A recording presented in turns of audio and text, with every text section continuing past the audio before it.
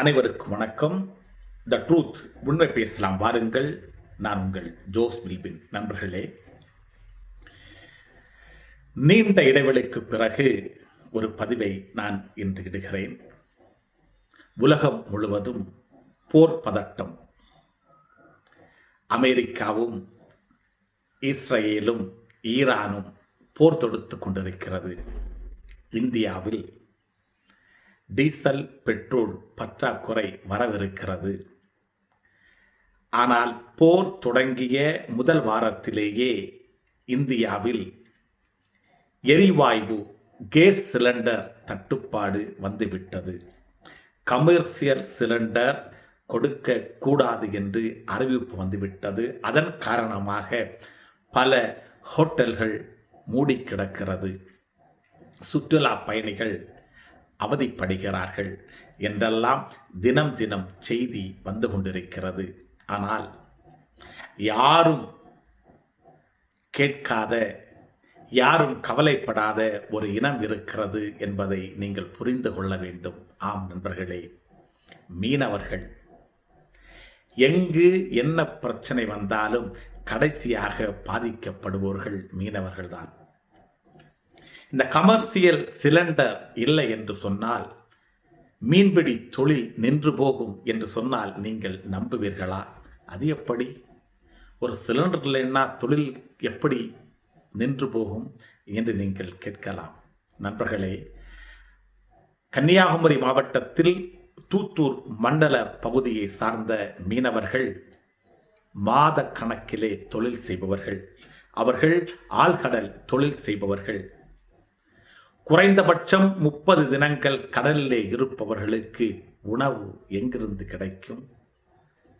இந்த commercial cylinder நிறுத்தப்பட்டிருக்கிறதே, மீனவன் எப்படி தொழிலுக்கு போவான் என்று யாராவது சிந்தித்திருக்கிறீர்களா? ஹோட்டலிலே பெரிய சிலிண்டர் இல்லை என்று சொன்னால் அவன் எப்படியாவது சிறிய சிலிண்டராவது லஞ்சம் கொடுத்து வாங்கி வைத்துக் கொள்வான். இல்லை என்றால் விறகடுப்பை பயன்படுத்துவான். இல்லை என்றால் மின்சார அடுப்பை பயன்படுத்துவான். மீனவன் என்ன செய்வான்? சிந்தித்து பார்த்ததா இந்த மத்திய மாநில அரசுகள்? குறைந்தபட்சம் மீனவர்களுக்கு சிலிண்டர் வழங்கப்படும், அது அவருடைய வாழ்வாதாரம் என்று ஏன் இந்த அரசுகள் சிந்திக்கவில்லை? ஏன் அரசியல் கட்சியை சார்ந்தவர்கள் இதை பற்றி ஒன்றுமே வாய் துறக்கவில்லை? காரணம், மீனவன் அரசியலிலே அதிகாரம் இல்லாதவன். மீனவன் எடுப்பார் கைப்பிள்ளையாக இருப்பான் என்பதற்காகத்தானே யாரும் சிந்திக்காமல் இருக்கிறீர்கள். நண்பர்களே, மிகவும் வேதனையாக இருக்கிறது. இதோ டீசல் பெட்ரோல் தட்டுப்பாடு வர துவங்கவிருக்கிறது.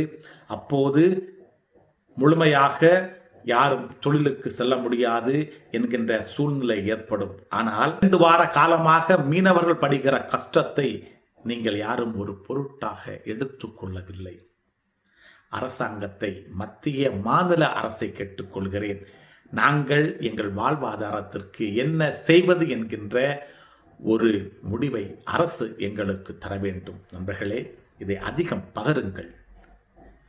நிறைய பேருக்கு இது போய் சேரட்டும். மீனவுடைய கஷ்டங்கள் அனைவரும் உணர்ந்து கொள்ளட்டும். என்னுடைய சேனலை நீங்கள் சப்ஸ்கிரைப் பண்ணுங்கள். நான் மீனவர்களுக்காக பேசிக் கொண்டிருக்கிறேன். இது ஒரு முக்கியமான பிரச்சனை என்பதை நீங்கள் உணர்ந்து கொள்ளுங்கள். எத்தனை நாள் நாம் பட்டினி கிடக்க முடியும்? ஒரு மீனவன் பட்டினி கிடந்தால் அவனுடைய ஒட்டுமொத்த குடும்பமும் பட்டினியில் ஆள்கிறது என்று யாருக்கெல்லாம் தெரியும்? ஒரு விசைப்படகிலே குறைந்தபட்சம் 20 மீனவர்கள் தொழில் செய்ய செல்கிறார்கள்.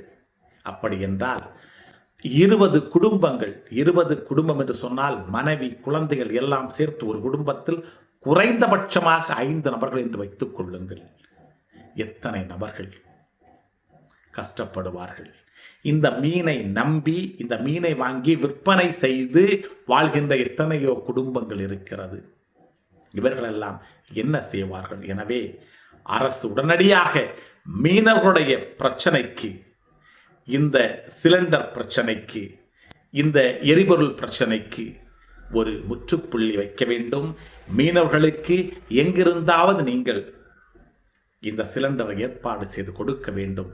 அப்போதுதான் மீனவ மக்கள் தொழில் செய்ய முடியும். இது உணவிற்காக கேட்கவில்லை. எங்கள் தொழில், நாங்கள் தொழிலுக்கு போக வேண்டும் என்று சொன்னால் கண்டிப்பாக இந்த சிலிண்டர் தேவைப்படுகிறது. எனவே அரசு உடனடியாக இதற்கு ஒரு தீர்வை ஏற்படுத்தி தர த ட்ரூத் தமிழ் சேனல் வாயிலாக கேட்டுக்கொள்கின்றேன். நண்பர்களே, உங்களுக்கு விருப்பம் இருந்தால் இதை பகிருங்கள். நன்றி, வணக்கம்.